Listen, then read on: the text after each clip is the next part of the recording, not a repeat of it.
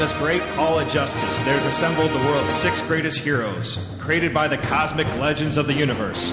Chris Chavez from VICBP Network, Robbie Palmer from the Nerdynomicon, Brooke Heatley Palmer from the Nerdynomicon, Holly Michelle from the Nerdynomicon, David Duncan of Synthaholics, Aaron O'Brien of Synthaholics. Their mission, to fight injustice, to fight that which is wrong, and to serve all mankind. This is the Nerds of the Round Table.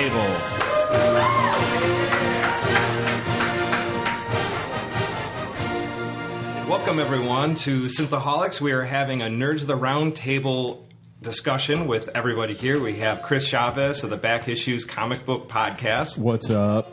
We have Robbie Palmer of Artful Gremlins. What is up? We have Brooke Heatley Palmer from Artful Gremlins Podcast. Hi, with the baby too, Max. And Max is here as well. And then we have Holly Michelle from Artful Gremlins. Hello. And we have, as always, David Duncan of Synthaholics. I'm here. And there's just little me, Aaron O'Brien. Yay, Aaron O'Brien. Not little old man. Come on. There's only one little guy here. So, Star Wars The Last Jedi, we've all seen it. We're not going to give any spoilers away in the first little bit here, but let's go around and talk about our general feelings. Chris, I'm going to start with you. Just general takeaways if you're going to talk to a friend who hasn't seen the movie but wants to know how you felt about it. I would say throw all your hopes away. Like, go with those high hopes you're going in with, like thinking, great, we're going to get back into this and it's going to be amazing. Let those go. Did you like Force Awakens? I enjoyed it for what it was, because I got what they were doing with that. You know what I mean? They were trying to bring you back, make you feel comfortable again, and be like, remember this world? This is what we had before. But this just, to me, it didn't feel like the right movie to come right after. It just doesn't feel right. It feels like, we'll get into it. That's without spoilers. But overall, I would say, don't go in with high hopes, because they're going to be dashed. Robbie. What I would say is all those hopes and feelings that you have, get rid of them before you sit down in your seat, and in the best possible way. I thought that this movie far exceeded any expectation that I had based on the subject matter that it gave.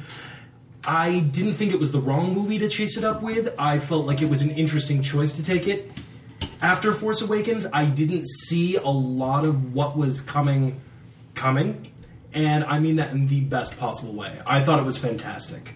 Okay. Not the best Star Wars, but right up there. Interesting. Brooke? Well, I'm definitely the odd man out because I loved it. I thought it was amazing. From beginning to end, you thought the whole thing was great. I thought it was a little long, but I thought it was really good. I loved it. And I have to say, as a woman who hopes to have more children, maybe a little girl, it was great to point to a Star Wars movie with so many strong female characters. And maybe that's not important to some people, but as a woman, it was cool to see, not just Princess Leia, but so many others. David? I went in with the low expectations because Disney's disappointed me twice other, and they didn't disappoint in the fact that I'm still disappointed.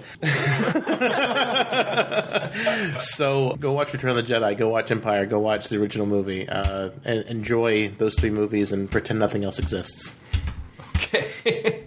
Holly Michelle. I liked it. That's it? That's all you're going to say? I mean, now that so much has been said, you guys are all like, abandon all hope. And hope was kind of a big theme. Yeah.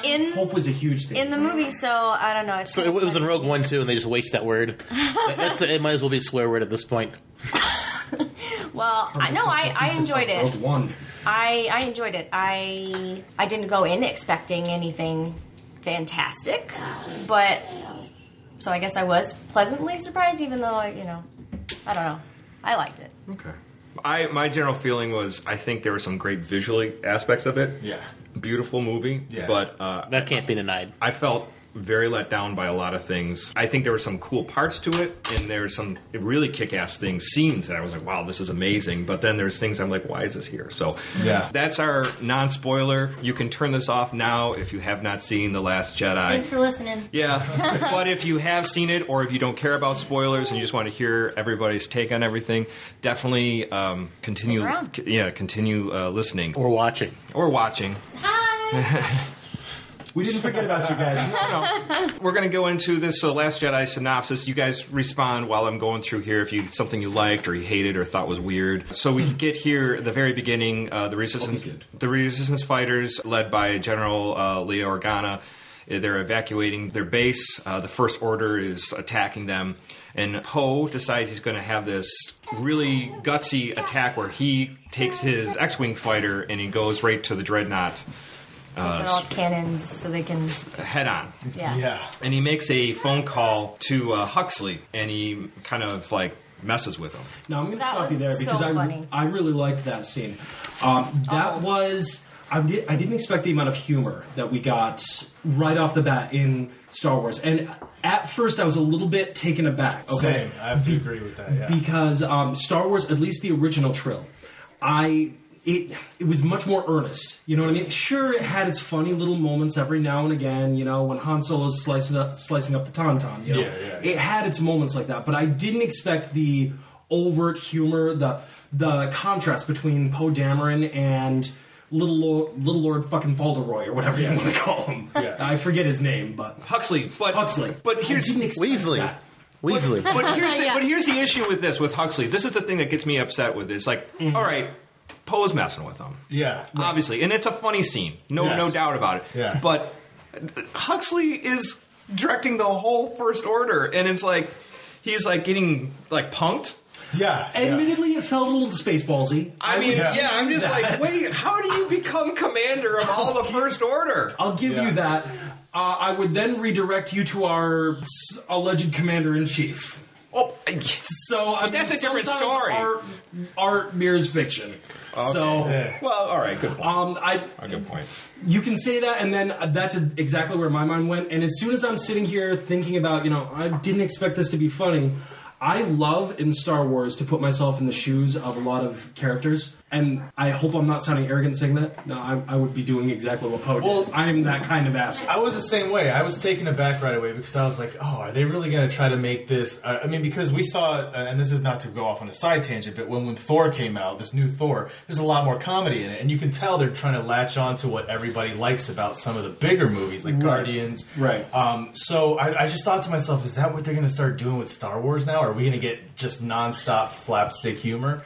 But I think it worked better in Thor, I was able to though. accept it at the beginning because in the last one, Poe Dameron was a smartass. Like right away at the very beginning, he was a smartass. So it made sense. It was a little long for me how long he continued to punk him. It was I'll agree with you on that. We can cut. Like let's get. It was a shorter serious scene. now. I think they could have cut maybe 5 to 10 seconds. A little, yeah, they could have cut a little bit down, but for me, the humor throughout the film, where I felt like it was a little bit more than needed in this. Right. And it starts here. This is when I was just like, whoa. And it was different, I agree. Yeah. But so we have that little spot there. And then we have, obviously, we have the whole thing where the bombers are going in to bomb the Dreadnought. Or was it? It was called the Dreadnought. Yeah, it was the Dreadnought. Yeah. Right. So, and they're going to... Not using Y-Wings for some reason. Not using Y-Wings. Y-Wings are bomber class fighters. Accurate, but are they heavy bombers?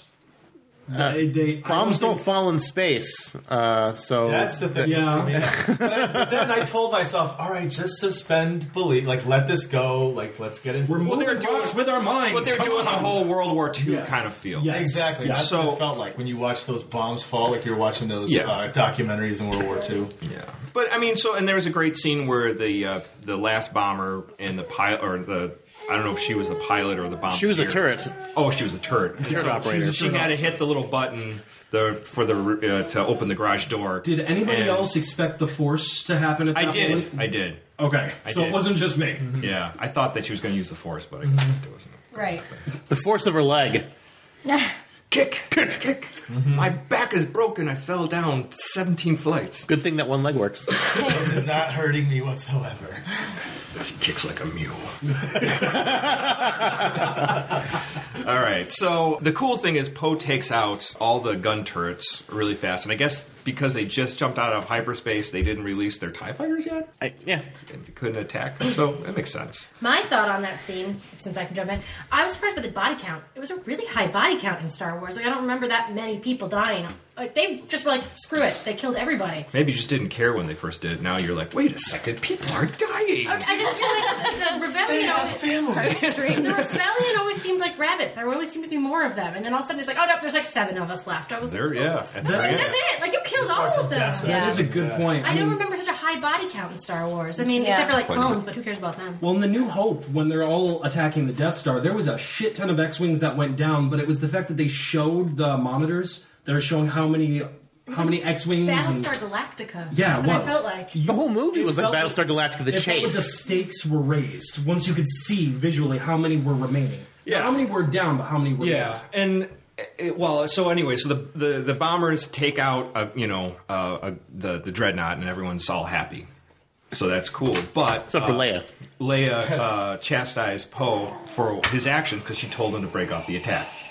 And he didn't. And he was like, well, we could have taken out a dreadnought. It's like, at what cost? You know, you won the fight, but you could lose. Yeah, exactly. Or Valid point. so, I mean, and she's right about it. So, and this is the strange thing about this whole movie. It seems like Poe is wrong. A lot. Quite a bit. That's the theme of the movie. Poe was wrong. They should have been Last Jedi. Should have been Poe's wrong. That's what kind of bothers me is that it almost seems like they went out of their way to like paint him as this hot-headed, like start going and shoot before asking questions kind of a guy, and then we saw how it ended, and I was like, does that make sense? Right. Like the whole To me, it fucking did. movie. How many times have we seen the infallible hothead? Yeah. You know, it felt a little bit refreshing. But the it- subversion of it genre didn't to seem have like it wrong. The first movie, I didn't get him as that hothead. He was supposed to die in the first movie, and he kind of should have, so It this just movie seemed like could have been a lot different easier. character altogether in this one. Yeah. But I don't want to jump right to the maybe end. Maybe his recklessness comes from him almost dying. That could, Right. Yeah. Could be. So after that, we have they jump into hyperspace, but the First Order has a tracking device and follows them, and this is where Kylo Ren goes to attack the ship. I feel like this is kind of weird. They've never mentioned tracking through hyperspace No, in this any is other new. Star Trek In this- movie, in this- Star Wars movie. In this, they say this is a new thing. That this is how did Never they happened develop before. it? It's Yeah. never I happened. kind of feel like it has happened before. Well, I don't know if it has or not, but this is happening now. So, Yeah. Kylo Ren does not fire on the ship where Leia is, but then there's other TIE fighters do start firing. So we see him hesitate to kill his mother. So there's a little bit of That internal conflict. Yeah. still good in him. So, but the Which British. I was expecting, though. I was expecting them to blow her away then. I was, okay, too. So this is how they're going to write her out. I was too. Right. So, but then Leia gets sucked out into space, but she ends up saving herself through the Force. Can Yes. we Can we talk stop about and this? address that real quick? Yeah. Yeah. That was the moment. That was the moment to me that I went, You're like, fuck it, I'm out. what is going on with this right now? Yeah. Is this for real? And I literally turned to the person we were with, our friend Verge, and I said, did somebody put shrooms in my popcorn? Like, what just happened? Because it sucks her out, right? And I remember reading somewhere that they said that they were going to give Leia a cool send-off. Like, it wasn't going to be that they're just going to kill her off kind of a thing. Right.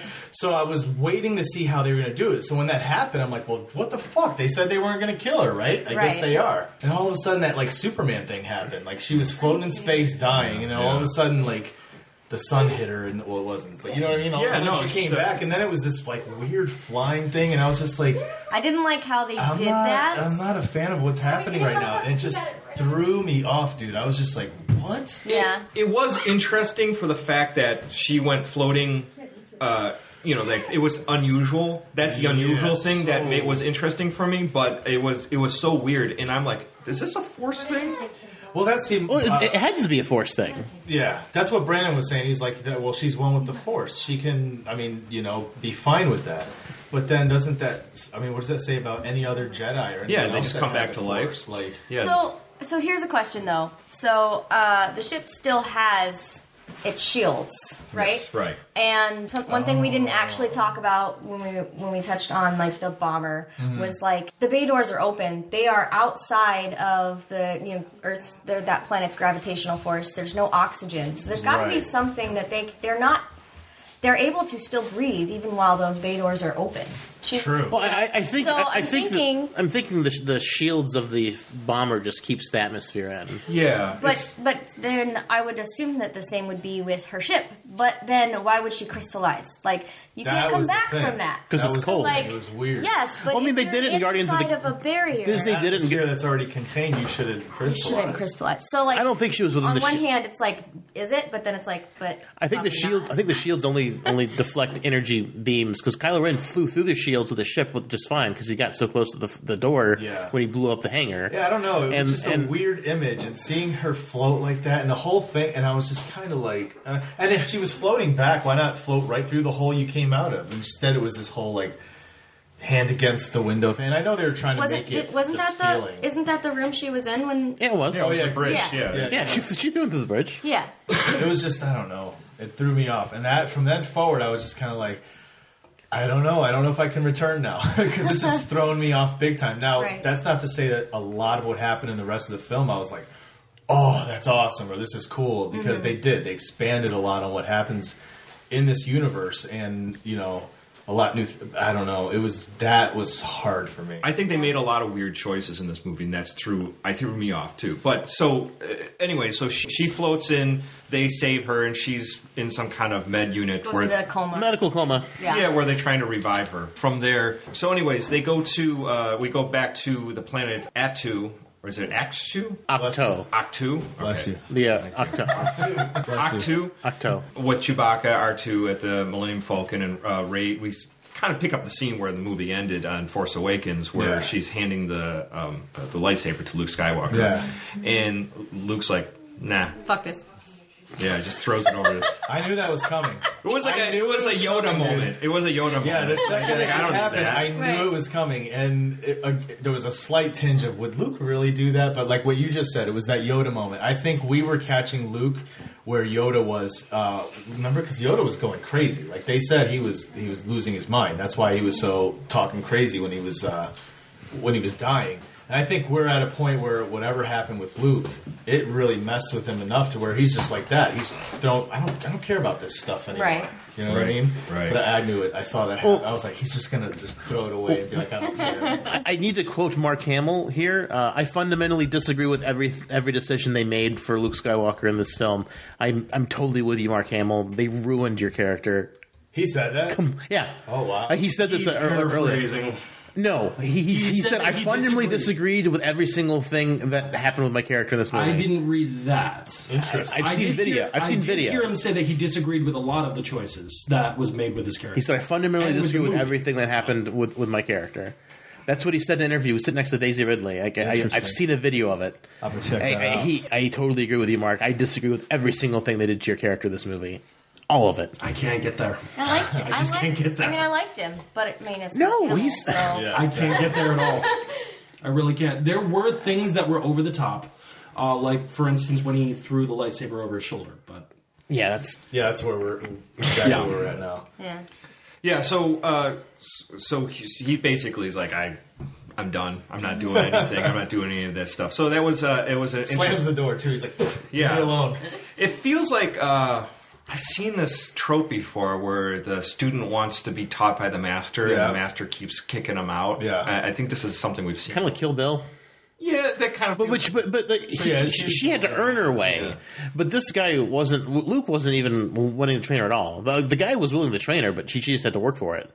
Luke was. Oh, you're talking about Kill Bill. Yeah. And the difference is Luke Yeah, but didn't even want to. No, but it's a trope that we see in a lot of in a lot of like kung fu movies Yeah. and stuff like that. Where which was heavily, Yeah. it was used as very heavily as inspiration for this. Oh yeah, and it's obviously. But anyway, so she keeps on getting kicked out, or not kicked out, but like locked out, Pushed aside. and he's like, Shunned.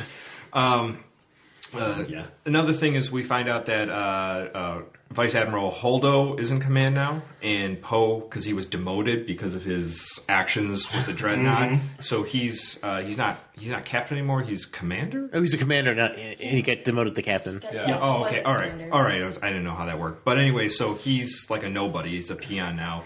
And she's got some mission, or she's got her own plan of how they're going to escape. And the idea is the Resistance fleet is moving just slightly faster than the First Order's fleet, so they can just keep a little ahead while they're just slowly bombarding them. The slowest, most boring chase scene I've ever seen in a movie, and it lasts the entire film. Okay, it was like he was most OJ on the three. It was worse than that. So dumb. And it's like, here I thought to myself, Empire, they chased the Falcon through the asteroid belt, and that was exciting. I'm not saying they were going to do that, but maybe they could pick something in that genre to make it a little more exciting and be like, oh, this is fun, but it's like just a slow plotting. It was so boring. I feel like and it was the entire movie. Yes. But I feel like that let them do much more with Daisy and Mark. I feel like because it was able to, like, there wasn't much happening on the other side, so Definitely not they a lot were happening. able to, actually play on the other story. Not a lot. I feel like he could have ended that chase scene and done something else on a planet, another battle. There were for sure other decisions they could have made. For me, it was like a trade-off between thrilling excitement of these chase scenes with, dogfighting and whatnot, as opposed to what we got, which to me was much more of a feeling of impending doom. It felt much more setting than it did an actual chase. Okay, you know what I mean? I'll give you that, but wouldn't it be cool? A second choice is maybe that they had enough fuel to make jumps, and they keep chasing them to jumps, and they keep trying to hide, and it's like a cat and dog. Oh, hell yeah! Trying to find each other. Yeah, through different systems. We could see totally different planetary systems and weird nebulas, or better different yet, things. We could have had our throwbacks. We could have finally, kind of bypassed Dagobah. You're seeing the Dagobah exit here, 4 miles or something like that. Why not? For sure, you could have had flashbacks. You could do all that, and on top of that, you could have more introduction to see you're more engaged with these characters. So, right. So, okay. And why didn't, Huxel, or what's her name, the purple hair lady, Huxel? Holdo. Why didn't she, just tell him the plan? Sure, he was demoted, but, he hatches this other harebrained scheme that takes a third of the movie. But this is the problem with Poe. The whole movie is that he wants to be making the calls, but he's not in charge. But he also doesn't get told what's going on. So he's a commander. He has to make it. Shit rolls downhill, Dave. Yeah. And I think a big part of it, a big theme is not only his growth, but the people's, they've lost hope. And he needs to grow, and the people need to gain their hope back. And going on what you're saying about losing hope, we get introduced to Rose. Is it Tico or Taco or Taco? I could only remember her first name. Let's go Taco. Okay. Her name is Rose. She's a mechanic. And we can all agree on Rose. Rose. Yeah. Rose.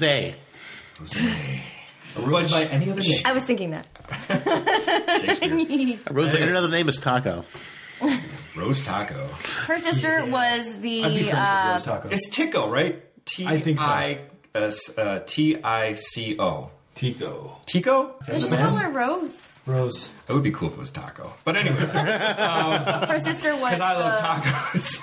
Her sister was Quesadilla Taco. One of those guys. Anyway, so Rose catches Finn trying to escape. So Finn wakes up out of his little coma thing, and we have another funny scenes where he runs into Poe and he's leaking all over the place, which that was funny. Yeah.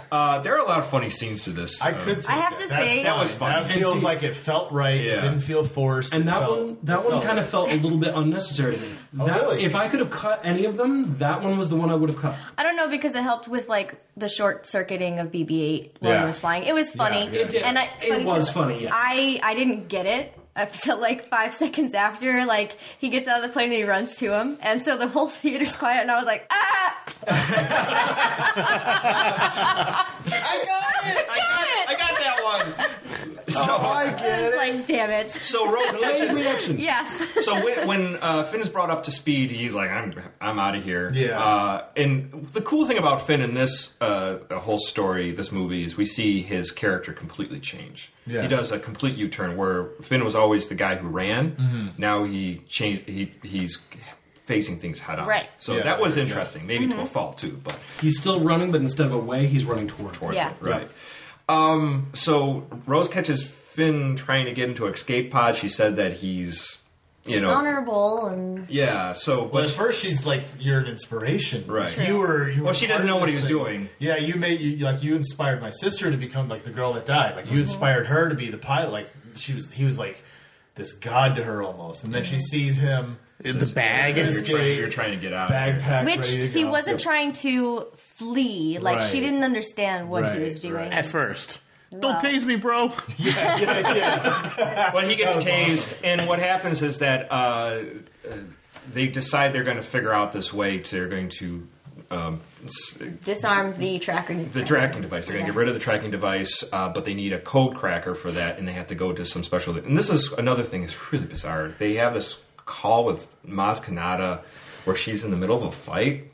Right. And like, how is that camera like panning in? Thank you. Yeah, that scene bothered me a lot too. That Like, why? felt weird. I mean, we're talking about Star Wars. It doesn't have to be a static camera. It could be Don't this they talk to the floating bots? orb of Yeah. some shit. Yeah. You know? Yeah. So it could the be bot droid. could have just the droid could have followed her around. Strange, It does. It felt very weird. Yeah.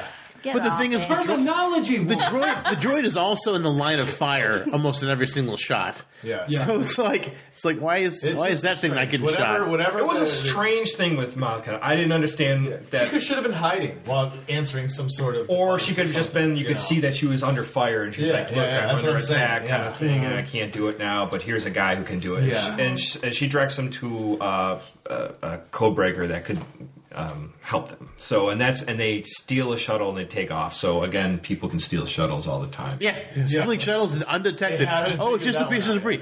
In Star Trek and in Star Wars, man, this is People this just getting steal shuttles. undetected. It just blows my mind. Don't you have security codes did it in and Battlestar, things? It's like, oh my I'm goodness! pretty sure they did. I gotta rewatch Starbucks that. stole a Viper and went off and did some craziness once. Yeah, and the seas weren't fell off the rails. But yeah. All right. So I was right. Anyways, so we get back to Luke finds out a lot about what's happened since he's been in his little hiding spot. That Han Solo is dead, and she kind of brings up the speed about the First Order and Kylo Ren. He realizes Han is dead since he sees Chewie. Yeah, right. And from there we get the whole thing where he sort of agrees that he's going to help Rey a little bit. I'll give you 3 lessons. Yeah, so just a little bit. So it's kind of weird, and we get some interesting things where she I don't know what you call that big rock where he does his final finish. The meditation rock. Yeah, but she starts reaching out, and we have another funny thing with the little was funny. blade of grass. I didn't like that at all. I thought that was kind I thought it was kind of funny. I like seeing him sarcastic. I thought it was great. The reason I liked so much of this is it was so completely reminiscent of Yoda. Exactly. That's exactly why when I he like throws the lightsaber over his head, when he does with the little tickling thing, it's like all those things with a very Yoda-ish thing to do. The lightsaber bothered me because of how much reverence Luke always had in the past for the lightsaber. Yes, this is a battle-hardened, completely broken shell of a man, but the lightsaber bothered me. The blade of grass? No, I loved. I just feel that just felt like Luke to me. That felt like Yoda version of Luke. But that's the thing. I just feel like Yoda wasn't in Luke's life long enough to influence him with that much. those characteristics, so that when he's older, maybe he picks up on those kinds of things. But the thing is, I always feel like Luke Skywalker. I always thought that Yoda did that Isolated for a while. I always thought that Yoda did that to throw him off. I didn't feel like he was really going crazy. I thought he was just like, oh, you're looking for Yoda, this Jedi Master. I'm going to show you batshit crazy, and I won't reveal myself to you until I'm ready. Well, but that's what why he was trying to suss out who Luke was and if he was worth training, because he wanted to see who he was, because he obviously didn't know. But I don't think that was Luke's mindset. He didn't want to do No, anything. He was just like, fuck everything. No. I agree with that. that's true. In this Yeah, I agree with you with Yoda. That's what I was trying to say. But I think he's taking Yoda's teaching points. How he would do is like, I'm going to be as bizarre as possible. yeah. You know, I don't know. I just feel like Luke would have done it differently himself. I think so too. Things go weird, man. Yeah. I Yeah. guess. Well, he's got all those weird little toad creatures that live on that. Which we don't see until little something toad breaks. the porgs. Toad maids. And do we need- maids? The cleaners. Oh, yeah. Like The repair people. They were weird looking. Were they toads? I thought I they don't were know. fish. Were they? They had very. Like And do we fish need to and, like- see Luke milk a animal? No. we do Did we not. need to see that? I Did was not like, need that. I've never not needed to see that. That was Close-up amazing. zoom on alien wasn't. teeth. The back of milk, man. It was not- finally got Yeah. to He's like drinking it. He's like, oh It was, yeah, that I'm was drinking green that milk, shit. not blue milk. All right, fair enough. Again. But still, Banthas have the blue milk. But still. fair enough. All right, That so was I guess it's the another first time wall. we've I agree with you, but there were no Banthas present, so I'll just- take what I can get. I guess it's the first time we've seen tits in Star Wars, though. Yeah. Yeah. Fair enough. The worst tits ever. Teats, more like. Yes. Well, anyways, that being said, we get Rey has this moment where she does, connect with the Force, and Luke Skywalker's just pretty amazed because he's like, "Holy shit, this girl's a powerhouse!" And he says, But she connects a little bit too much with the dark side, and he freaks out. right, And doesn't even try to stop. Right. right." She's more like, fuck it, I want to see what's But why there. would she Yeah. stop? Because no one's trained her. Precisely. That doesn't I make agree. any sense. It's I agree. It's like if you walk into a land and you don't know there's a certain law that you're not supposed to do something, and you do it. It's like, is it your fault that you didn't know? No. Perhaps Well, she a was cop scared once told enough me to ignorance back of the law away. is no excuse for breaking the law. That might However, be I true. agree with you. I agree with you. But if you're a stranger in a strange land and they say, wearing shoes in the house is completely illegal and you'll go to jail for it, and you walk inside the house with shoes, like, why would you know that? I agree with you. I'm not arguing the point. I was just kind of being a dick. But I'm just saying, so she doesn't know not to reach out or connect or commune with the dark side, and she does it. So why? She's looking for answers. That's the whole thing with Rey. She's searching for answers. And we have She that. wants to know what's up with her parents. Wants to know with the parents, and we see the whole thing when she does go down that tunnel where she's looking for answers. So that's the big thing about her character. But during that time, so he's freaked out, and he says that he's seen that power before, and he's talking about Kylo Ren. Yeah. And where he was freaked out by it, and this time he's like really freaked out. So he hasn't seen this much power in a long time. So Can I just say I think she's looking for purpose, not answers. well, purpose and answers. you know what? Fair. Fair. Especially with her, there's a difference. I think she wants both. I think she wants both, though. No, That's I don't the think point. she knows, but She thinks she's not looking actually for looking for answers when in answers. actuality she's looking for purpose. No, I like Right. that. I Yeah, like that. because It's pretty I perceptive. think because Kylo Ren at the very end says, your parents came from nothing. They traded you for drinking money or something like Right. that. So she deep down knows that she was just been lying to herself for a long time. So, and that's a good point. But he doesn't really know her parents, really. I think he's just saying that.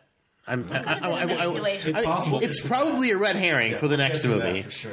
Well, anyway, It's possible. so let's move forward. So, so we get the whole thing, but then Rey and Kylo Ren start having these weird meetings, like across time and space. And I guess Yeah. this is Force connection. this is instrumented through Snoke. That's so It comes out I don't know. I initially. have a question.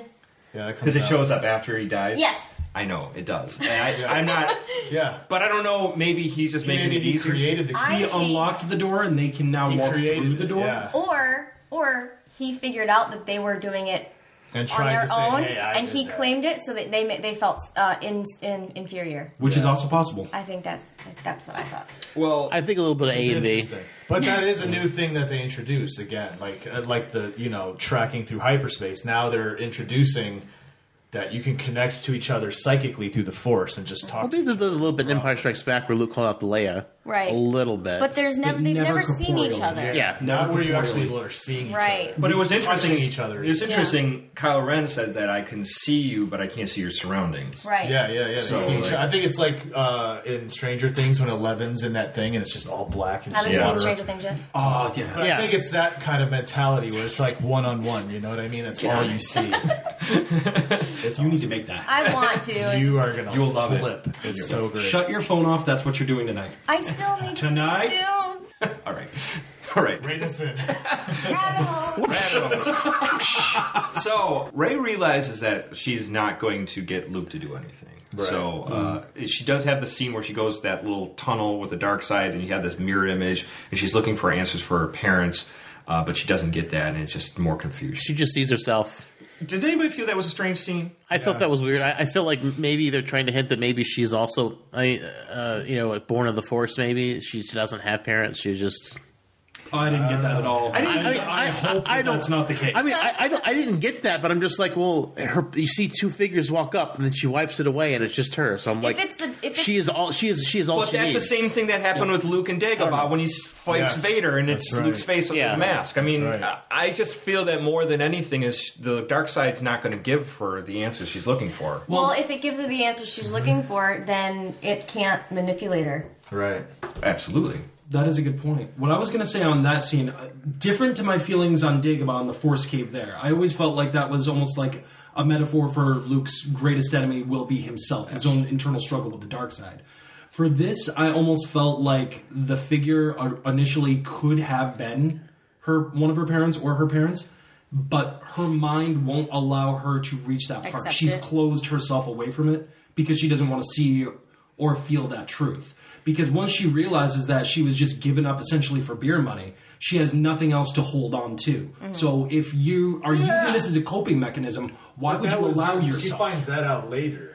Like that comes out later when we can touch on this later. If that's even true, at that point that she always knew. Okay, because Kylo was always there. But it was an interesting scene nonetheless, an interesting choice to show her kind of like different versions of herself through time, waiting to see. Which is a weird thing. It was very. I didn't hate it, but I was also. This is very strange for a Star Wars. It was like very Lynchian. Yeah, it was like very Twin Peaks. I was like, this is a Twin Peaks moment. Like, why are they doing that? Yeah. That's the thing. So much in this movie, I was like, why? What? Yeah. There was a lot of little things like that. And I was that like, saber you like is going to come back in style. Twin Peaks reference. All right. So Rey decides that she's going to take off. She says, either you're going to help us or not. And he's like, nah. Kylo could be our only hope. Yeah. Because she senses there's some good in him somewhere. Right.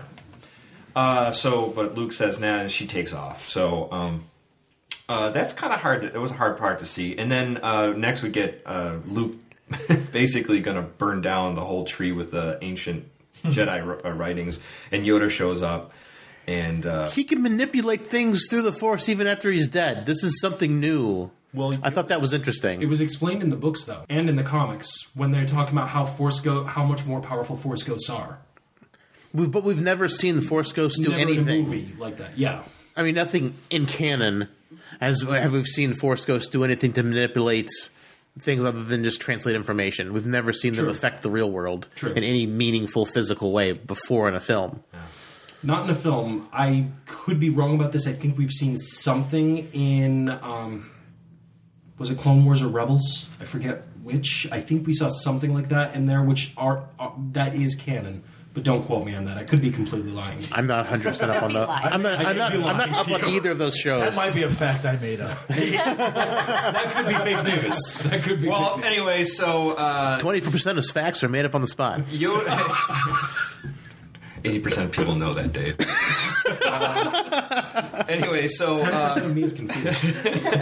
But Yoda shows up, and because Luke's going to burn it, but he kind of hedges, and then Yoda just burns it down. And lightning bolts. He uses force lightning. It is an interesting scene, and I did like it. I did say before we started recording that I felt that first instant when Yoda shows up, he looked a little animated. I agree. He looked really weird the first time, and then he got better. But then I was like, "This is freaking Disney. Make that guy look awesome." I had never noticed his creepy little feet before. Oh, yeah. Did you guys look at his little weird toes? He always had weird toes. They match his fingers, but they're really long. And they were very octopus tentacly like. When they're just sitting there watching it burn, you can just look at his feet. They're just well, it's creepy. Anyways, I watched it in 3D. I got to get distracted. Oh, so the toes were all up in your eyes. So Holly's over there. I scratching your eyes. Right? Pedicure, Mr. Yoda Man. He's very strange. Well, speaking of Force Ghosts, Kylo Ren basically worships Anakin. Why hasn't Anakin just come and bitch slapped him? I just want to know why. The Force is closed off. I think Kylo Ren has got a lot of issues. I think he's closed off to a lot of things. But he basically worships Anakin. Like if that's anything that'll summon a Force Ghost, Darth Vader though. Same thing. No, Anakin is Darth. They're the same. They're the same body. The same body, but a different persona. Yeah. Anyway, so what we get next is that Vice Admiral Holdo reveals her secret plan is that she's going to they're going to take all they're going to take all their transports and go to a planet. This planet is an old base for the Rebel Alliance. Yeah. And Salt planet. Oh my gosh, it was beautiful. Yeah. I thought that was pretty Crystal cool. critters. Yes. why did that guy go? Salt.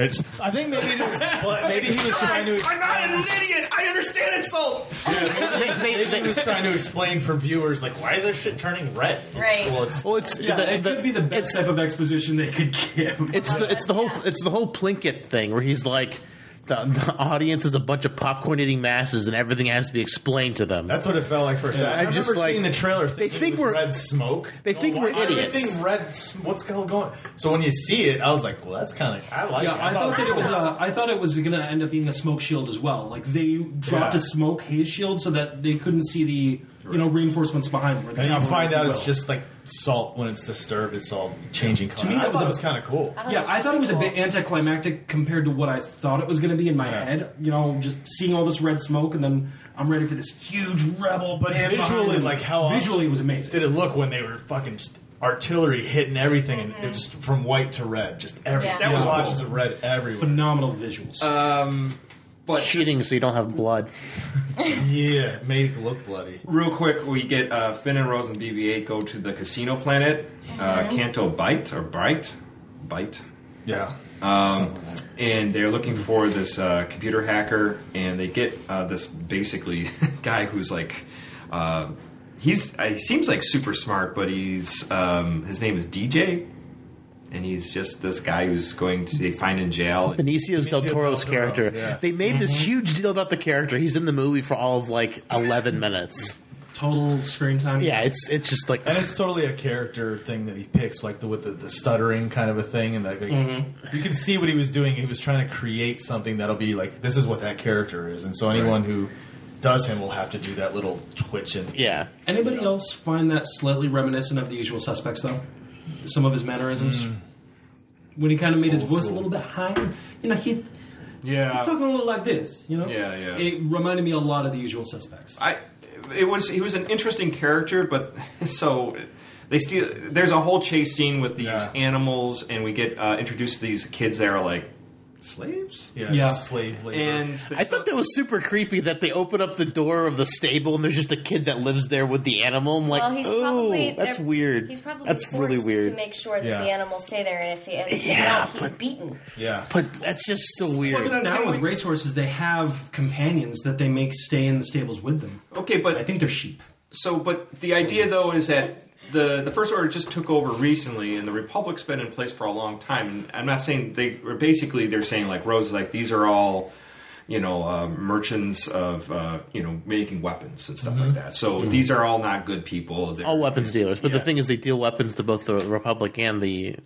Outside the rebels. Well, the First Order. And First Order. But the idea more than anything is that if the Republic has been in place all this time and we still have slaves, like the Republic wasn't that great. Right. Yeah. So there's still child slavery, like with Anakin. At least here on this planet. Yeah, but I mean, it's kind of reminded me of Monaco. Is what I kept on thinking about in this planet. I was thinking of the French Riviera, but that was touche. Same idea, But the whole idea is, it's this real glitzy glam place. It was a cool scenery. Yeah. But then we get this whole thing where they get put in jail. They meet this DJ hacker in. They escape, and then they gonna break it out. I thought for sure he was like the guy that Maz sent, but like he gambled away his little pin or something. Yeah. So I thought for sure at the end it was going to come out that he was actually the guy. No. But that would have been kind of cool. I never thought of that. Yeah. But, I like that. But so what happens is that they have this whole chase scene because It's very confusing. Because you got to have at least one exciting chase in the Well, movie, with since these the movie's got riding the They were animal. so cute. But they're running the animals, and they're running through the beaches and the cities and fields, and but they get captured again. But this is or it's about to get captured again, and BB-8 and this DJ guy made friends, fast friends. They stole the spaceship, and they escaped from there. They stole on a ship. And they're flying off back to meet back with the Resistance, and they have this plan that they're going to deactivate the tracking device, and because they deactivate it, then the Resistance can get away. Mm-hmm. Now, I will say this about the whole casino scene. That is the biggest qualm that I have with this movie. I really think that scene could have been shortened. I think they painted themselves really into a corner, introducing people so they couldn't get rid of it.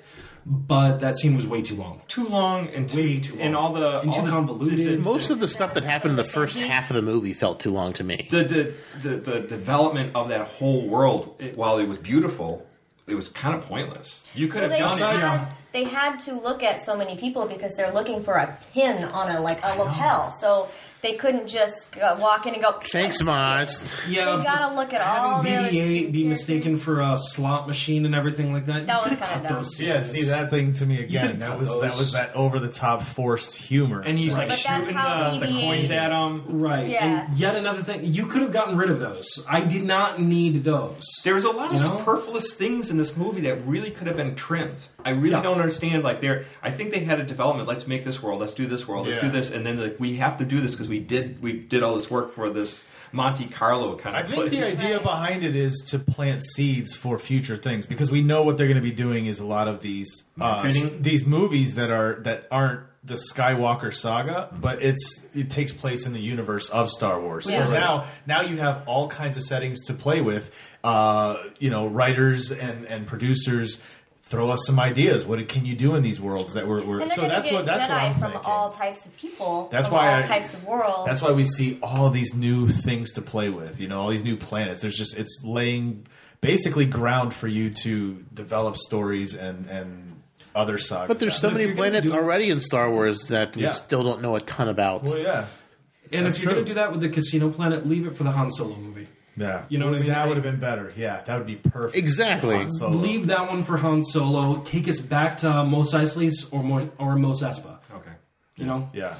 So sorry. Yeah, it's all right. So next we have they take off from that planet and they infiltrate Snoke's ship, which is this gigantic cheese wedge flying through space, and giant pizza. They had really lazy designs for Imperial ships in this movie. Well, I mean, they're going off the old ones, but they're so much more minimalized. I mean, the Star Destroyers had great designs; they had levels and tiers. But then the Dreadnought and Snoke's Destroyer, they're just these giant wedges with nothing else on them in space. Okay. But so what we have, anyways, is they get captured by Captain Phasma. Phasma, who gets a whole. They brought her back for 5 minutes. She's the new Boba Fett. Worse than Boba Fett. I mean, they go out of their way to Don't make you guys her. dare say an unkind word about Boba Going Fett. out of their way to make her look awesome with that chrome look, like And completely different from it anyone reflects else. blaster bolts too. She's taller. She's supposed to be a badass. She's fighter. cool, but then it's just like Darth Maul's like, where'd she go? Yeah. She's cool, lost, not properly every used. Every on screen, she's lost every fight she's been in. She doesn't. But you keep moving it. She doesn't belong having that I don't know, that status of oh, it's her. Yeah. Whatever. You keep talking that way. That's totally caught too. No, but yeah, Phasma. That was another disappointment. So, but they get captured, so they're tricked to basically deactivate the tracking devices. Completely failed. At the same time, the Millennium Falcon puts Rey into a coffin and shoots her off into Snoke's ship. And Kylo Ren greets her and takes her right to Snoke. And we have a whole Emperor Luke Vader scene with Snoke and Kylo and Rey. And it seems that the Snoke kind of ripped all her memories out of her, or their knowledge.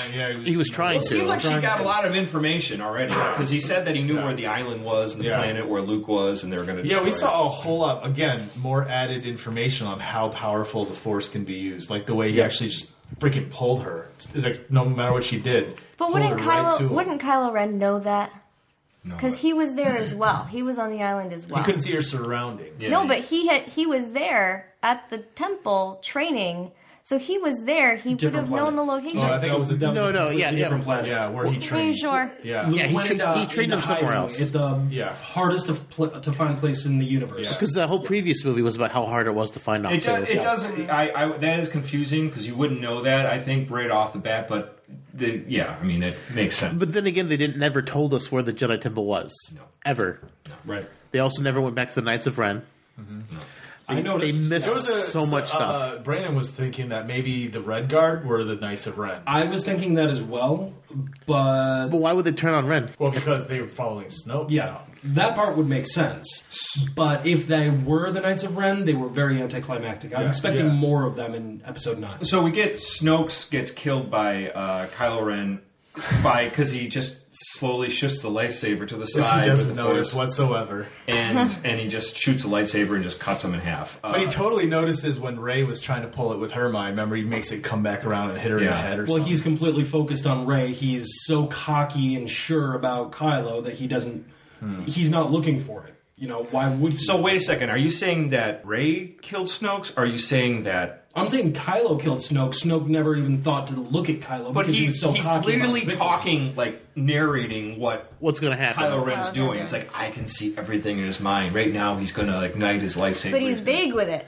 He's like, he's going to kill his biggest enemy. Kill Rey. Or, yes, and he thinks he's going to kill Rey, but he doesn't. Yeah. So he was vague about it, at least when you listen to what he says. Which then really tells you that Kylo Ren was much more powerful than Snoke in that he could completely, stop Snoke from seeing what he was thinking. Right. Or he And realized... change what Snoke thinks. Or just play two different things in his mind. As soon as he realized, I can see this. Oh, so that's what he's doing. So think of this, do this, think of this, do this, think of this, do this.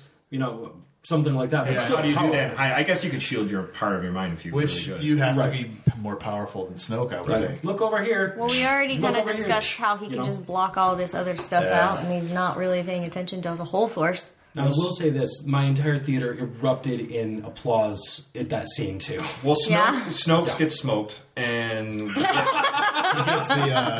gets the Darth Maul treatment. And he does get chopped in half, which is pretty grisly. I didn't expect him to show that. Is this the new thing now? Instead of losing a hand in all the movies, we chop him in half. Yeah.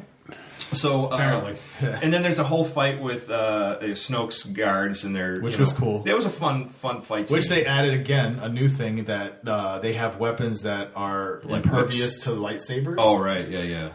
They had that in Force Awakens. Did they? I didn't remember that. In the battle right outside Maz Kanata's tavern. Yep. The baton had lightsaber-like things on it. Is that what it is? Like they had like lining. Right. Okay. But even in the Old Republic, Rein us in.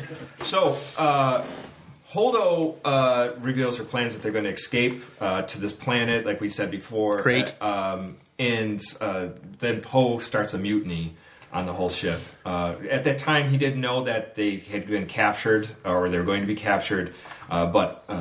So that's what happens. But then Leia wakes up out of nowhere and opens up and just takes out Poe.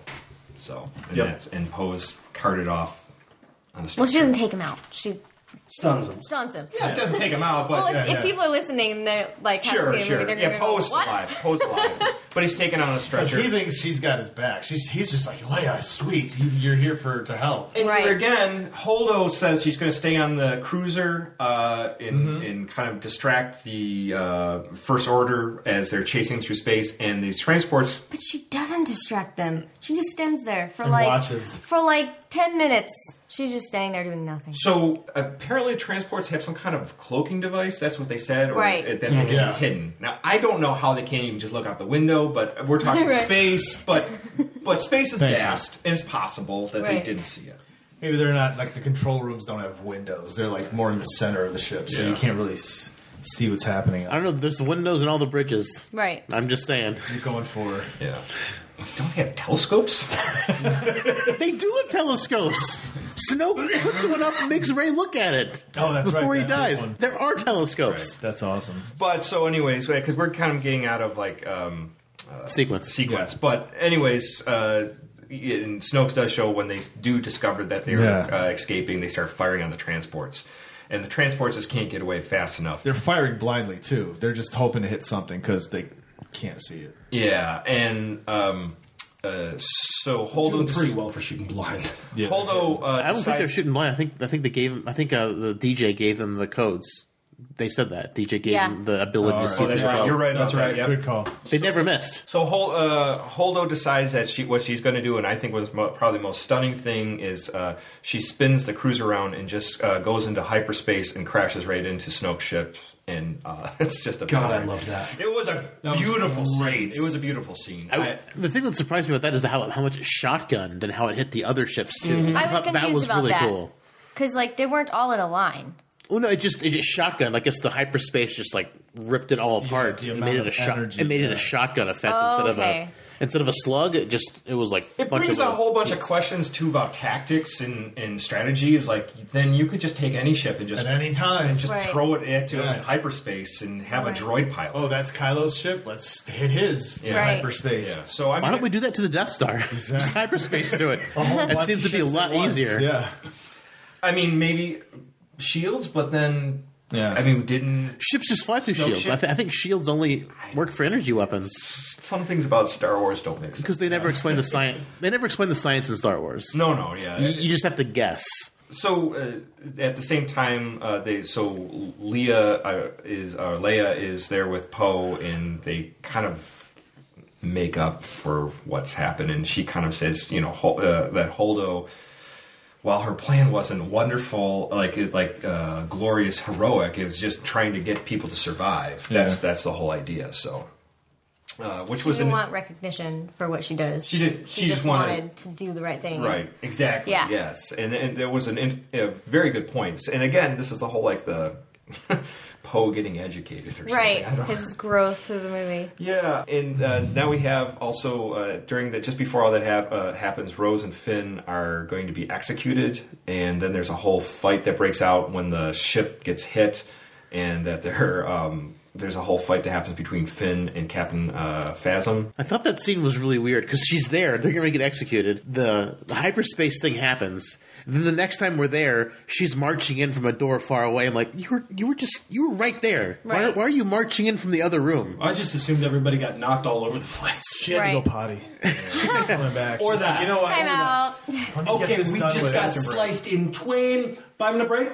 5 minute break. Pull. Toilet. Smoke them if you got them. But that's another thing, about the shields. The hangar is blown apart, but they're still able to breathe. Yeah.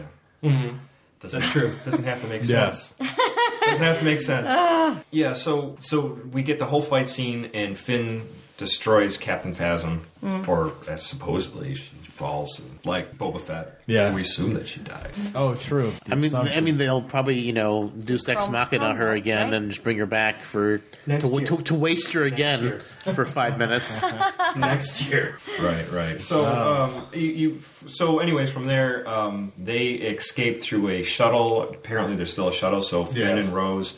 And we didn't. It happened very quickly too. Yeah. How did they get onto a shuttle? Well, BB-8 So kind of quickly. ran them in with an AT-AT. Yeah, but it basically looked like it just jumped off the ship, and then all of a sudden it was its own ship. No, it was I agree weird. with you. That was kind of cut weird. Yeah. Yeah.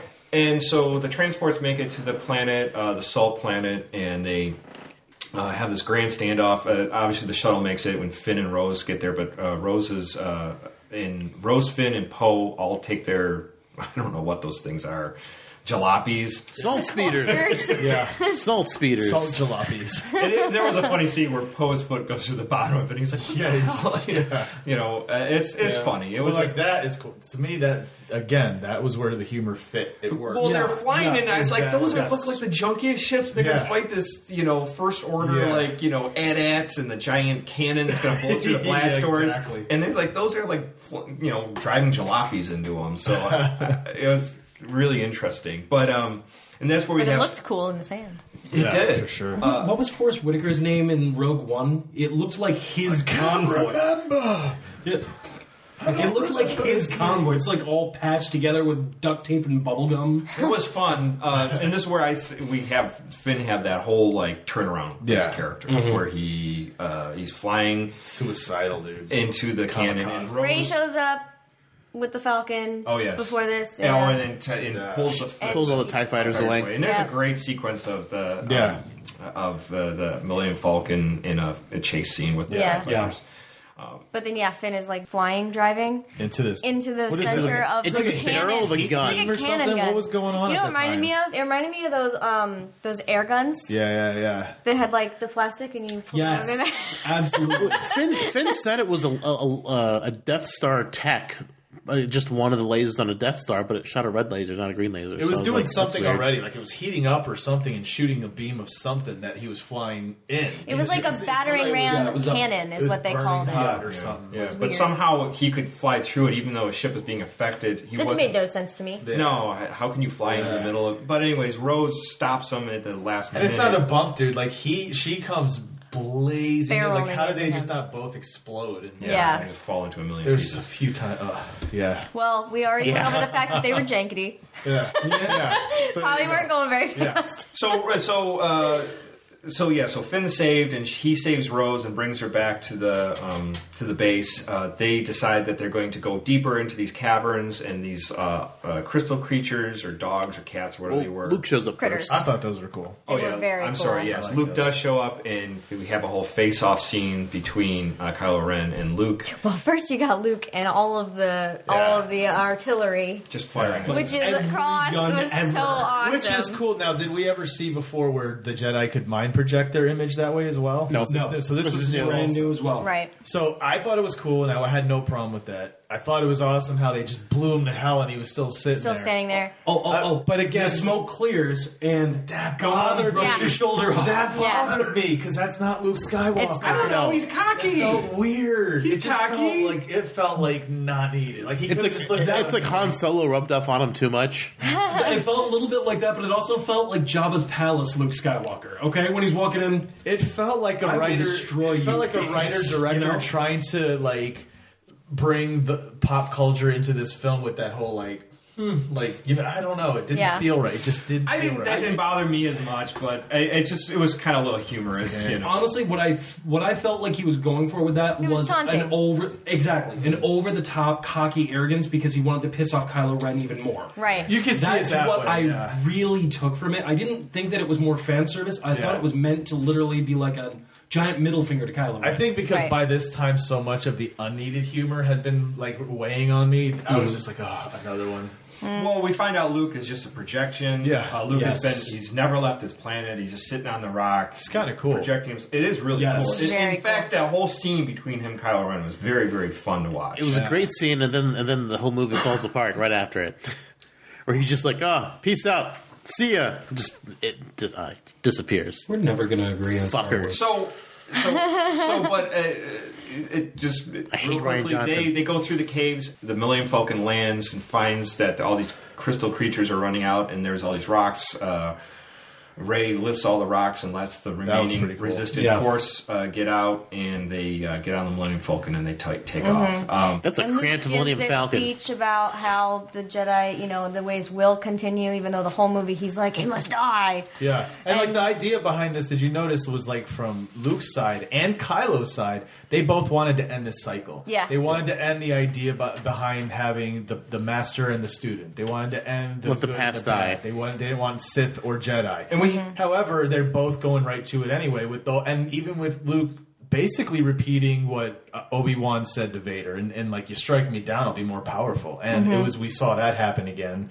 And again, we're just doing it. You both don't want this to keep going, but you're doing it. You're literally living it out. Right. Yeah.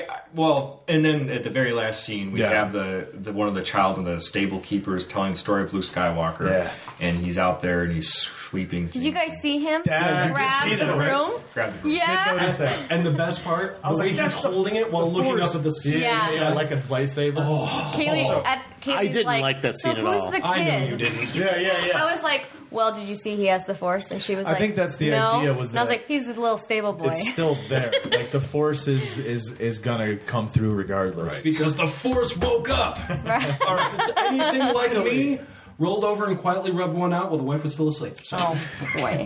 Had to bring it there. I did. That's where it was. All right, so that's the movie's wrap. Last Jedi, Chris. I think you're in the same boat as me. Yeah. What were your feelings and takeaways after seeing this movie? I walked away thinking, like there was a lot I did like seeing an expanded, more universe, seeing more planets, different worlds, creatures. I remember seeing the toy for the Porg before it came out, thinking, oh, here we go. Now they're doing this is going to be the new Ewoks for the kids, right? They are pretty much. Saw it in the trailer and was just like, yeah, I'm not going to like these things. Less and important. I like them.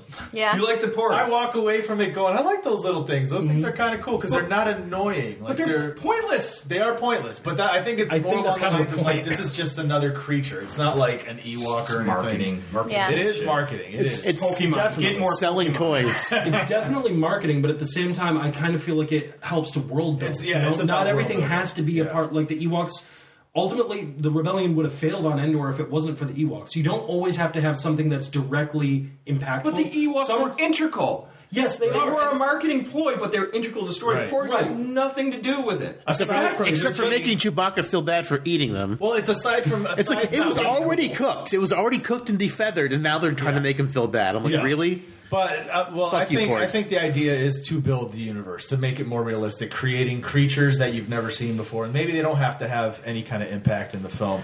Okay.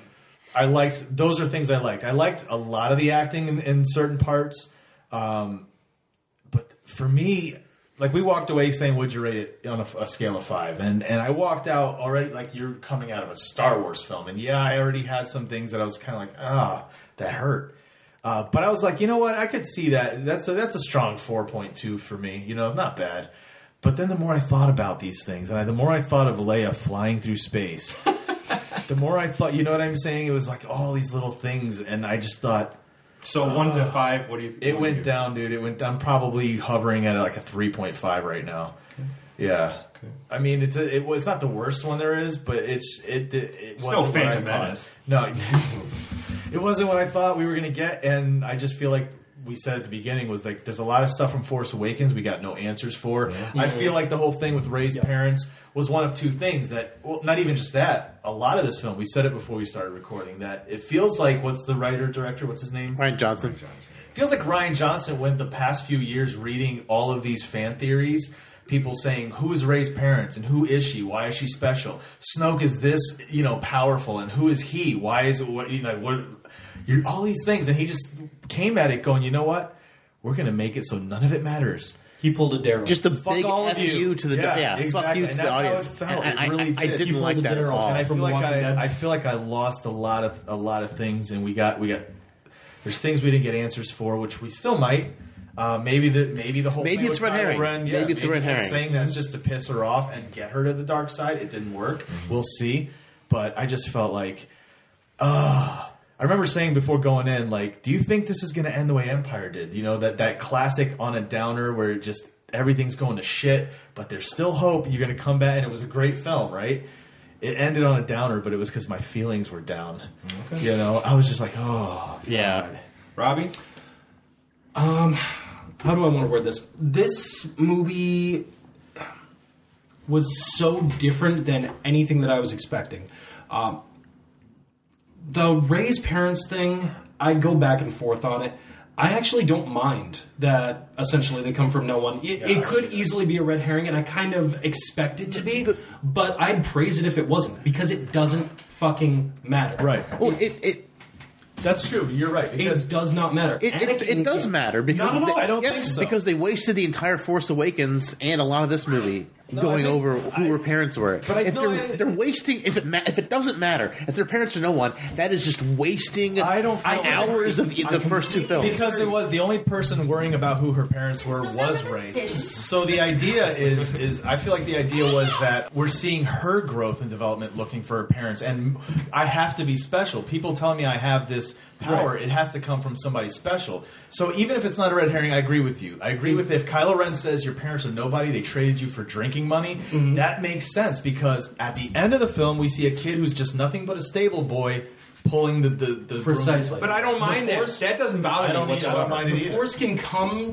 for and be influenced by anybody. Yeah. You don't have to be a Skywalker. You don't have to be a Palpatine. Right. I loved that if she comes from nothing, awesome. Right. I think that that's almost even more powerful. If it's not the case, I hope that she's a Palpatine. Right. Because I think that cyclically would make a lot of sense. I would love her to be a Palpatine. That was really what I was banking on. If she's not going to be a Palpatine, I'm fine with her being from nothing because I think that that's even more powerful with the Force. And another strong takeaway for me with this movie is how different we see the Force being manipulated. We've never seen corporeal projections. We've never seen the ability to fly, let alone through space. Yeah. And you know what?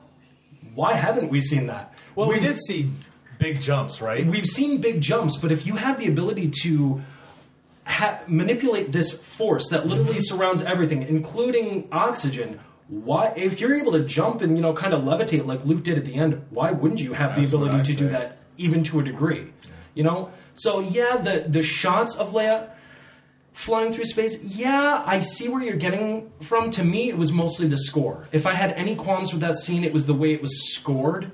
And maybe the fact that she kind of looked like an ice queen, not like a socio, like Elsa. Yes, she kind of looked like she was kind of sort of made of ice. Exactly. Well, I mean, I don't think it's a force flying ability. You're weightless in space. She just force pulled herself to the ship, and that's really how did she resurrect herself? That's what how I did say. she keep herself alive? That's she was what I say. Unconscious, dead, or whatever. I mean, Disney likes doing that with Guardians of the Galaxy. That I can get behind.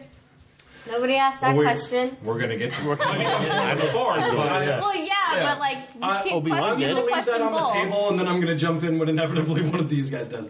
The last thing for me was that battle scene with Kylo Ren. Okay? To see him turn good to a degree, just in that one moment where we all thought that he turned into a hero.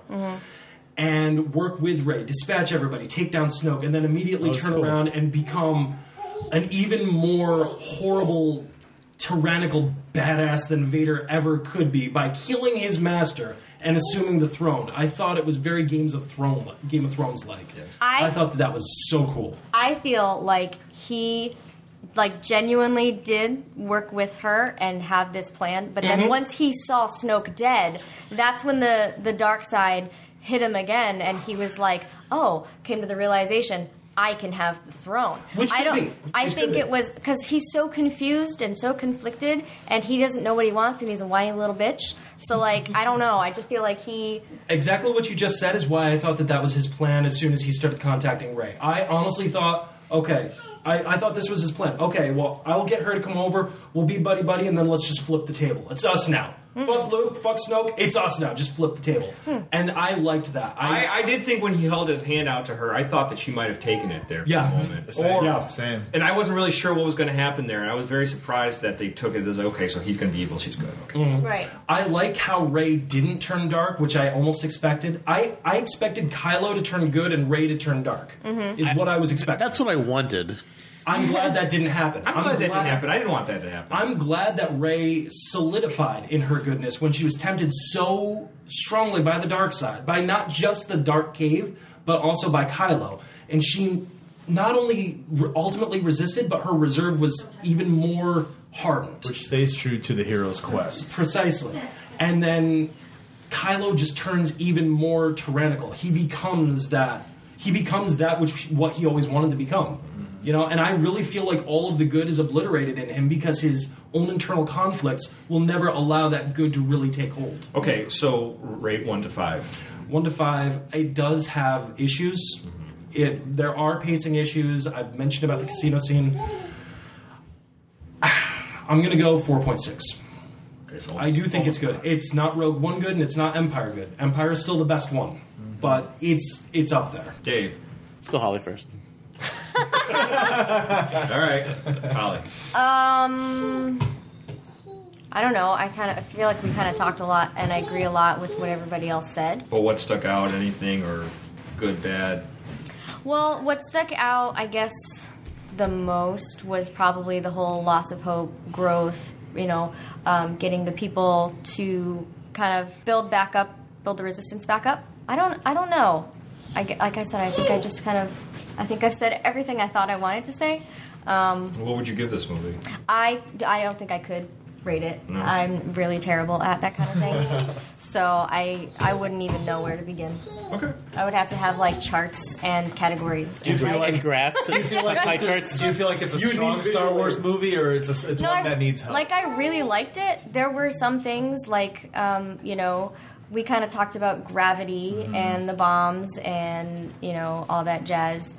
And, like, some things looked weird. Like, when the bombers blew up, it looked like they were falling out of the sky. And I had to kind of, like, watch the explosions and see if, like, maybe they placed them in spots where it could even project it to make it look like it was falling. True. But I also watched it in 3D, so I would have to watch it again, I think, to give a really good one, because I get distracted easily. I plan on seeing it again to kind of solidify. I think you need to see it one more time. I think it's just to get a little... But, yeah, it's difficult. Brooke's back. What do you think of the movie, Brooke? Yeah, we went through a synopsis of the movie, so what... You can say anything you want now. So, like, take away the movie after seeing it, like... what would you rate 1 through 5? Well, here's the thing. I have different criteria than the rest of you. Mm-hmm. I'm much more of like, how were the costumes? How was the acting, which was amazing. Like, I think that Adam Driver's going to win an Oscar, not for this role, but just in his life. He's such a good actor. How were the sets? How were the score? All that stuff. So I don't necessarily, I'm not as much of a stickler on the story. And I also am I'm going to go in a small rabbit hole, just a little one.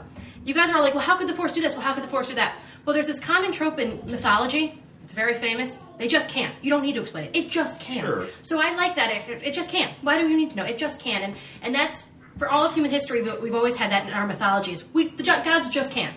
The witches just can't. It's understandable. Why do you need to know? They just can't. It's magic. It just is what it is. So for me, it's kind of like, well, how can they do that? The Force. Well, why? Well, why not? That never bothered me that much, actually. Like, that the Force just can't. But it was kind of like, we've had, the biggest issue, I think, anybody pointed out was Leia, after the explosion. We always knew that obviously she was related, she's Luke's sister, so she has probably some Force powers, but we never saw them before. Yeah. And then all of a sudden they just kick into high gear and she I was wondering if it's because it was her brink of death. She could have been training too. Luke could have been like training her a little bit before. That's what Kaylee thought. Like, but I don't agree. Remember, we had a big chunk of like at least 20 years from, because I mean, Kylo Ren grew up, so that we had to have a long time. I'm sure at some point she's like, hey Luke, you want to just like maybe give me a basic overview on these powers? And he's kind of like, you're so annoying, Leia. Get out of my room. Can we kiss again? That was fun in Empire. Wait. Nice. So I think overall I would give it a 4.5. I thought it was really good. I thought it was a little long. I thought there were a lot of sequences you could have cut down and it wouldn't have killed it. Like the nightclub sequence and all that stuff could have been cut down. That was cool, but it was I feel like there was useless. a lot of stuff that could have been cut down or cut out. I also feel like, and I said this to Robbie, it was a lot. I had the Return of the King problem. I kept thinking, oh, this is the end. Oh, okay, we still have another point. Oh, okay, so this is the end. Okay, we still have another point. Oh, okay, so this is the end. Oh my God, come on now. This is getting to Return of the King style. So I'd say it's a 4.5 of the acting, costumes, everything was great, and I liked that Rey's parents were nobody. I thought that was kind of a cool that doesn't bother me either. I don't need to be anything. I just like that. It was I feel like that's a big thing. Like, they talk about blood, and Snoke says, you are supposed to be the successor of your bloodline, and you should have all these powers, and that's why I chose you. And Rey comes from nothing. Yeah. So, like, that's, like, choice or circumstance. Yeah. Like, so I like that. So I would say a 4.5. I think there was parts that could have been cut, and it wouldn't have changed the movie at all. Yeah. And I definitely think it had the Return of the King problem, where there was a lot of, like, oh, this is the ending, this is great. I thought when Luke disappeared, that was the end, and it would be like, we're done. And I was like, oh, there's still like 10 minutes of this damn movie. So it got a little long. I think that they could have cut a lot of sequences could have been snipped or edited. I needed like an editor. Or someone would be a little more like, no, that doesn't need to be in this movie. Yeah, they kind of start getting to the Stephen King problem where it's like he didn't need 14 pages to describe. Like, I need you to rein him in. They need someone to cut and be like, you know what, this is great. It's really cool visually, but cut him down. And then so I thought that was I would say 4.5. There was it was stuff that could have been cut down, and there was too many endings. It was kind of like, all right, I get it. They all look happily ever. Let's move on. But I do have to say, I also liked all the little creatures. I thought they were really cool. Yeah. Dave. All right. It's just hard to know where to start. Just start from the beginning. All right. Well, this will be another 2 hours, but Don't go that long. A long time ago, in a galaxy far, far away. Well, to me, the movie, every single other Star Wars sequel or episode, they've had like time to pass in between the movies. All of them had, and with this one taking place immediately afterward, this feels like episode 7.5. Like it feels like the story's just getting started to me, and the fact that they have to wrap it all up in the next movie is disappointing. The fact that Daisy Ridley has said that she doesn't want to be involved with Star Wars anymore after it is after 9. After 9 is annoying because Star Wars is always about legacy, and the fact that Disney owns it, Star Wars should be a legacy, and that since Luke failed at rebuilding the Jedi Order, Rey should be the one that rebuilds the Jedi Order. Actors say stuff like that all the time, and then when she finds out how much money she's making and how much money she could be making, and she'll be like, "Yeah, I think I could do another movie." Yeah, sure, but I mean, like Star Trek is riddled with that. Like, oh, we could make another movie and make $1 million. All right, let's do it. Mm-hmm. Yeah, I mean, sure, but I feel like this movie wasted so many great opportunities. Like Phasma, they brought Gwendolyn Christie back, and she was in the movie for 5 minutes. Like, they brought her eye. You saw her. You got to see her eye this time. Like they bring in this. She's a high tier actress, and they gave her 5 minutes, and they were talking about, oh, she's gonna be way more important in this movie, and she's barely in it. That's what I'm saying. It feels like they just everything you're expecting. Fuck you all. It's just they're just wasting all these potential things, like this whole backstory for Snoke. Fuck you all. The Rey's thing. Fuck you all. And I don't mind if she's from nobody. If they would have established she was from nobody in the first movie, I just felt like they wasted so much time in the first movie, and everyone for the last 2 years has been talking. Oh my God, let's who is Rey? The Snoke thing, I'm down with you on. That's part of the reason I took points off, because I still really want to know Snoke's backstory, because I feel like that would be really interesting and compelling. The Rey's parents thing, I don't see an issue with that, because that's also a part of Rey's journey. The fact that she comes from no one doesn't matter to me ultimately, because it's a part of her story. I mean, I would have been fine with her being from nothing, honestly. I just wish they didn't play it up as much and leave fans to speculate for so long. I mean, it could be a red herring. I kind of hope it is a red herring, but at the fact that nobody recognized her was problematic. And I do agree with pretty much everyone here. Everyone has said that the movie's been bloated as far as time goes. And there's things that they could have trimmed. Absolutely. 37 minutes, I think. We could have lost about 17 minutes. I was going to say 20 minutes. Easy. Yeah. 20 minutes, absolutely. Yeah. Easy. A lot of things. What would you rate it, 1 through 5? I liked it better than Rogue One because, I mean, as many problems as this movie has, nothing necessarily breaks canon. I would rate it probably like a 2 out of 5. Whereas like all the other the prequels and the other ones being below. To me, the movie was beautiful, but it just falls apart for me in so many aspects of story. Like Luke Skywalker just dying for no reason. I literally threw my hands up in the movie theater. I'm like, what the fuck is this shit? I think the reason was to help spurn the hope again, because it was like him dying. Obi-Wan didn't have to die when he fought Vader. He didn't have to. He put his defenses down and let himself be killed. And Qui-Gon did the same thing. I feel like he wouldn't have been able to make it to the Falcon. I don't think he could have. Now, I watched A New Hope probably about 30, 40 times in my life. I'm 99.999% sure that Obi-Wan disappeared before that lightsaber hit him. Oh, he did. He became one with the Force before the lightsaber hit. Sure. But the idea behind it is to help spurn the movement. To become one with the Force, to tip it slightly more it's got to become a symbol. It's about becoming the symbol for the others, to inspire them to either become the Jedi, to fight the, all that. And even more than just a symbol, but also more than just a symbol, to become an active power inside the Force, an active avatar inside of it, like what happens when they Force ghosted, which, by the way, Qui-Gon Jinn was the one that taught Yoda and Obi-Wan how to do. Which is why I think it was important for Luke to do. It wasn't like he just died. Because I don't think we've seen the last of Luke. I don't need him to be a Force projection. I mean, I don't need him to be corporeal. You know, and he never said that, unless I'm completely wrong about this, he never said that he's not coming back in 9. I don't need Luke Skywalker to be corporeal. I just want Luke Skywalker around. I mean, I hope he comes back as a Force ghost, but like we said earlier, I'm like, why hasn't Anakin ever appeared as a Force ghost to Kylo Ren? Set him right. My theory on that, and again, this is just a fan theory, it's never been confirmed or anything. My theory on that is Kylo is raw emotion.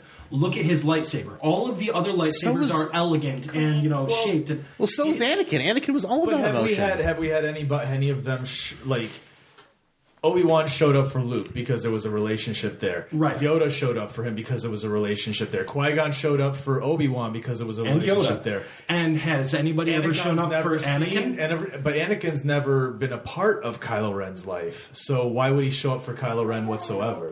And furthermore, no connection. Qui-Gon and Obi-Wan never showed up for Darth Vader either. Okay. They became one with the Force at the end, and he was standing there with him. I choose to think of the original version of him as opposed to Hayden, whatever the fuck. I don't know. I still feel that they kind of sold Luke Skywalker's character short. They totally did, for sure. I agree with that. They could have had him come back for another episode. And I would have liked it a little bit more if he Force ghosted. Exact same scene. No changes. No differences. First 10 minutes of episode 9, just like what they did with Yoda. I feel like that, because Star Wars is all about cycles, I would have loved that.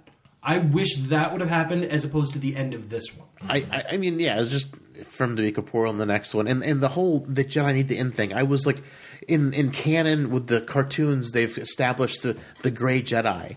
And how you don't need the light or the dark side. If you want true balance, you balance between both. And I thought that's where Luke was going, and then they don't touch on this at all. And I'm just like, this is a perfect opportunity to drop the cycle and just forge a new path. Or did they? Because they did it all. Think about this for just a second. I'm not saying I'm right, but think about this for a second.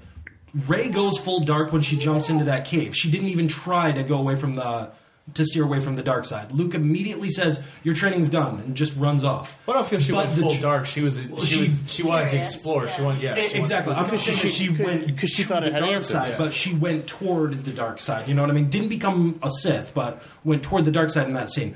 Luke then runs away saying, we're done. This is not happening. But he still kept on training her and still kept on counseling her and whatnot. So he came back around. What if the Grey Jedi, and what if the reason he became one with the Force is because he's trying to mold Rey into the Grey Jedi? Or it could be. I would love to see that come to fruition, but again, I'm not saying I'm right. But it's a theory. But I do feel like it was a wasted opportunity to implement it for sure in this one instead of it being a maybe for the next one. And that was something that brings you down to, what'd you say, 2?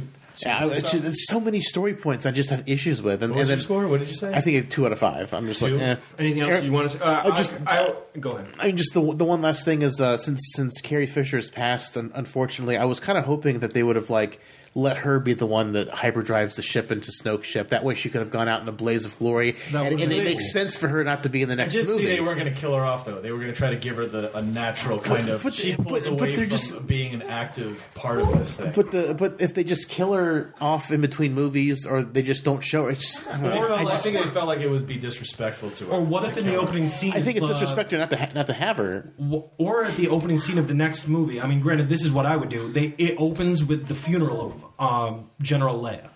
You know what I mean? That could be cool. Right, when she died, precisely in between movies. Yeah, I mean, it's easy. We could, time jump another 10 years into the future for the next movie. Sure. Maybe the kid at the end becomes a factor, or that alludes to the factor that there are now children that are waking up. Felt very final episode of Buffy the Vampire Slayer. To me, the whole thing is just, they were, like I said, stunningly beautiful episodes. I don't have any problem with the acting. I feel a lot of the story threads were misdirected for no reason. Basically, Finn Rose going to find the hacker had no consequence. No. It didn't. It was complete red herring. Didn't need to happen. Yeah. If they had something that they were to offer later on, I'd be like, oh, this is cool. It had nothing to do with it. Like, you could scrap that whole part of this. There's nothing there. I kind of like how a big plot point was them succeeding in this one thing and they failed. I don't know why, but I kind of liked it. Mm-hmm. Like, they're not always going to win, and that was like just them showing, like, true. Sometimes we fail. True. And then, like I said, we've been saying Poe is just wrong through this whole movie, and he's obviously, I mean, he if he becomes leader, okay, he made some, which is weird to me. He had some lessons that he learned, which is okay. That's interesting, but it was just a weird way to do it. And I don't feel like even by the end there was nothing that was learned out of it. Like, it just showed that he was reprimanded a few times, and then they both said they liked him. Yeah, like, he disobeys the rules. I think that's a great trait. And they said they were sending Leia off in a natural way to see her step back, and I think that was the idea with the whole like. Don't follow me, and then they look at her, and she's like, "Well, follow him." You know? Yeah, this whole time you're thinking, do you really feel like this one thing that just happened with that whole thing, you know, that hyperdrive thing, that whole thing has changed them enough for you to tell all the rest of the rebellion now, follow this man who a little while ago you said was a hothead, and at what cost are you killing all of our people? You know what I mean? Like, so you're a horrible leader. So that was one thing. Yeah. Obviously, some of the physics things, like the bombs, I'm like, it's stupid, but I'm willing to, like, you know, because technically we shouldn't see explosions either. Space, right? So I mean, there's a lot of little stuff like that. It's more of anything is that I felt Luke Skywalker character, I wish he came around and wanted to train her more. Me too. And be more of a mentor. Absolutely. I feel like Rey is given nothing. Literally nothing. Nobody's giving her an inch. Mm-hmm. She needs that little bit. You need that mentor. Luke Skywalker got the mentor. She even said that. Yeah. Luke Skywalker had 2 mentors. Mentors, right. I mean, Obi-Wan died, but then spurred him on to find Yoda and stuff like that. She needs that, and I don't understand why. Again, Snoke died. We don't know anything about it. Maybe more will be answered, but I feel like you guys said, all the little questions we had, we thought maybe we'd get some answers to. We got absolutely nothing. And more questions. Yeah. I would give this movie 3.6.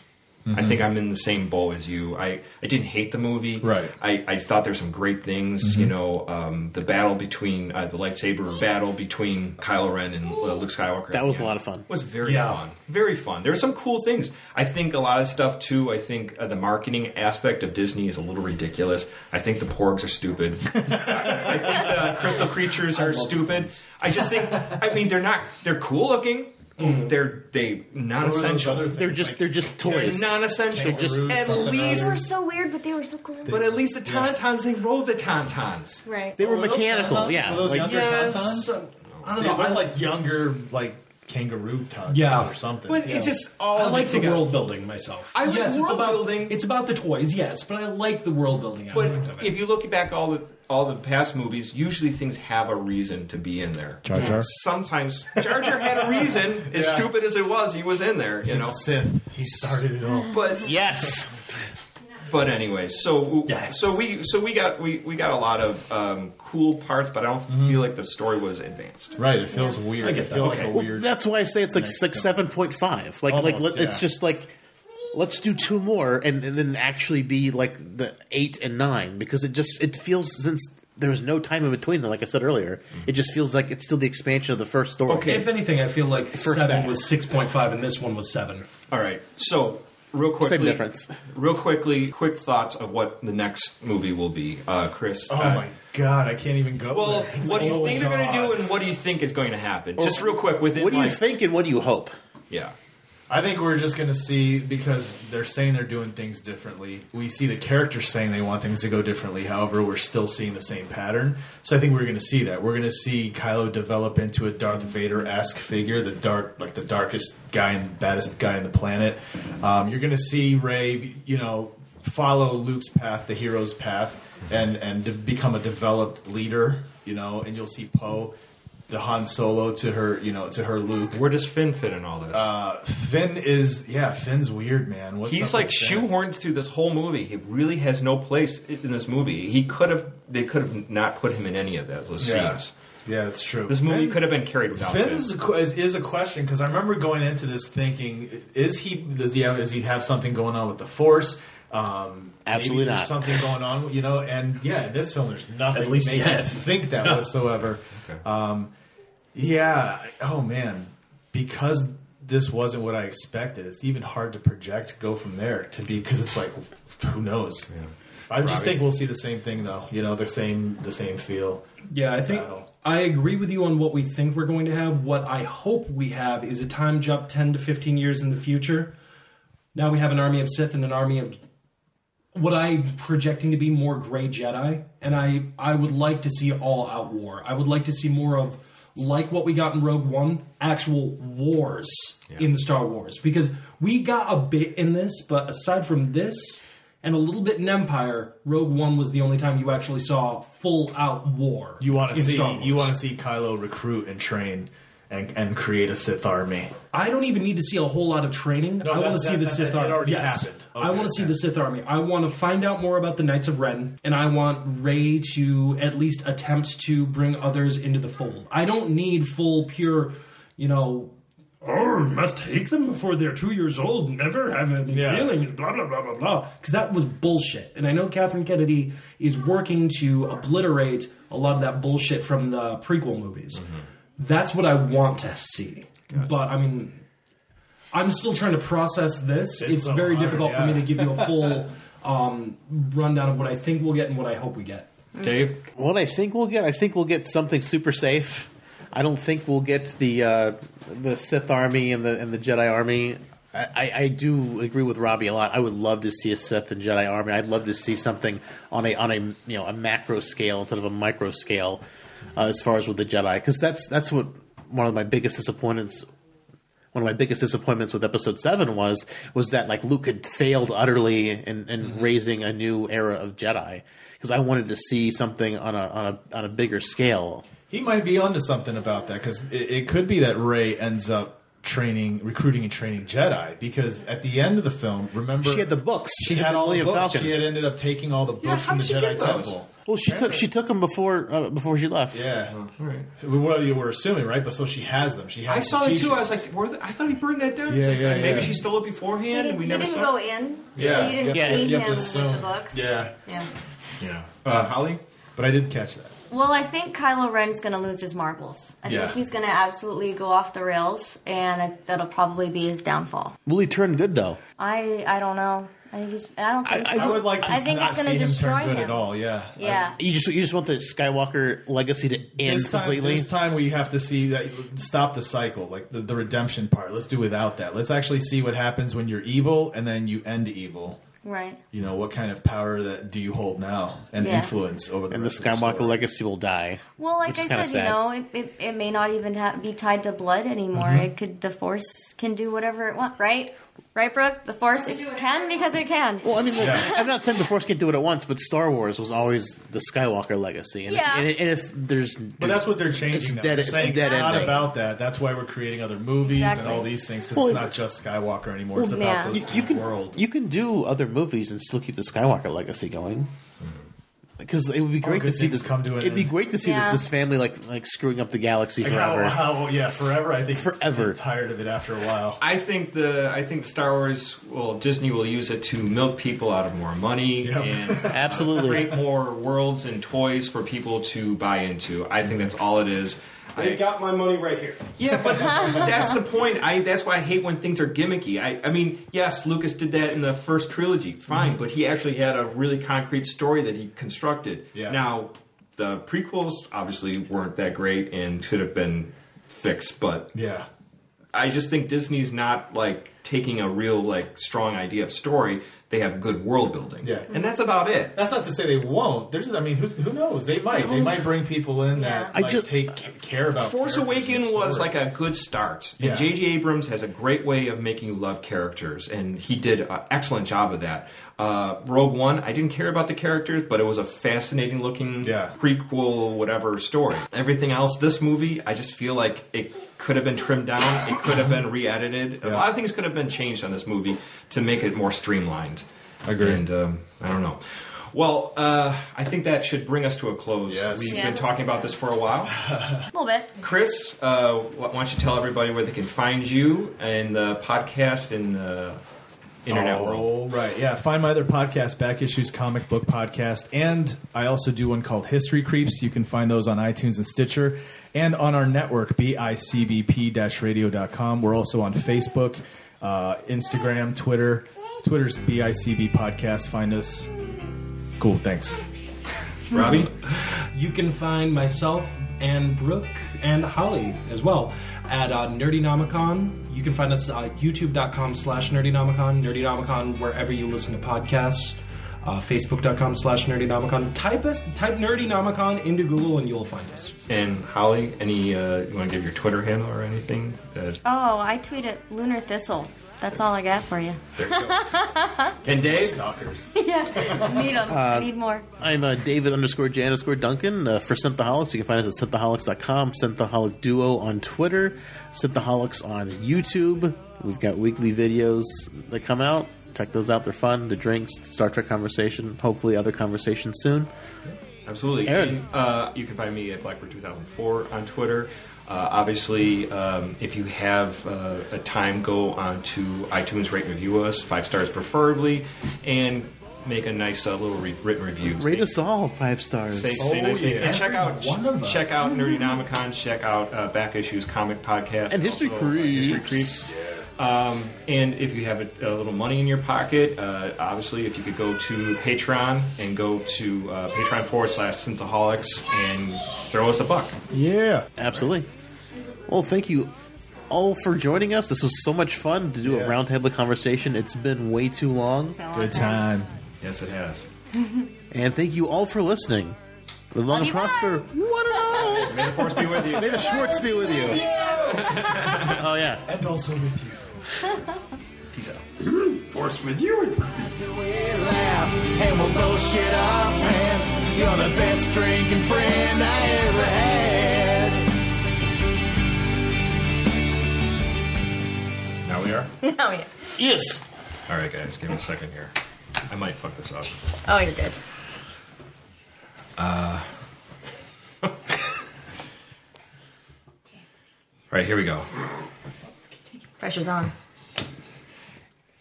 In this great hall of justice, there's assembled the world's 6 greatest heroes, created by the cosmic legend.